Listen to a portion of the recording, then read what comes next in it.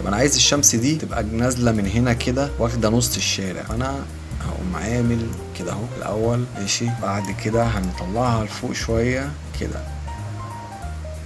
حلو. الصن عندك لو حاسس انها حرقه السين زي عندي كده، اقول لك بقى على معلومه كمان حلوه برضو وسريعه وهتفرق معاك وانت شغال وانت واقف بالماوس بتاعك هنا على الصوره بتاعتك اللي هي المفروض بتطلع في الريندر. لو انت واقف هنا ولقيت الرو اللي تحت ده الرقم بتاعه وصل لواحد، هو المفروض كده 0.156 مثلا. لو جينا وقفنا هنا هنلاقيه 1 و2 مش عارف كام كده.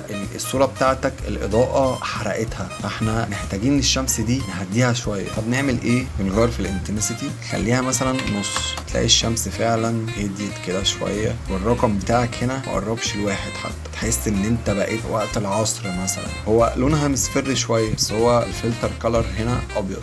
طب انت لو عايز لونها ابيض فبنقوم مختارين الكالر مود، تختار بدل ما هي فلتر بنخليها اوفر رايت، بقت لونها ابيض، شمس لونها ابيض. طبعا ده شيء مش منطقي ولكن ساعات على حسب السين بتاعك بس احنا هنرجعها تاني وهنشيل الاوفر رايت ماتيريال عشان نقدر اننا نشوف الماتيريالز بقى بتاعتك. واللي انا عايز اقوله عامه اهم حاجه في السين بتاعك وانت شغال لازم تبقى عارف دايما ان انت كل ما بتزود التفاصيل كل ما بيبان واقعي اكتر، ان اللي انت شايفه يكون مريح للعين. الاضاءه مهمه، الماتيريال مهمه، الاهم من ده كله ان انت تعمل لي فولو وتركز معايا كويس عشان تستفيد. والاهم من ده اكتر واكتر ان انت لو عندك سؤال تدخل تقول لي يا هشام انا عايز اعرف كذا، وانا ان شاء الله هساعدك ومع بعض نبقى احسن واحسن. وما تنساش تعمل لي فولو، اعمل كومنت قول لي عايش تسلم ايدك، او قول لي لا انا محتاج معلومة زيادة اعرفها انا اعرفك.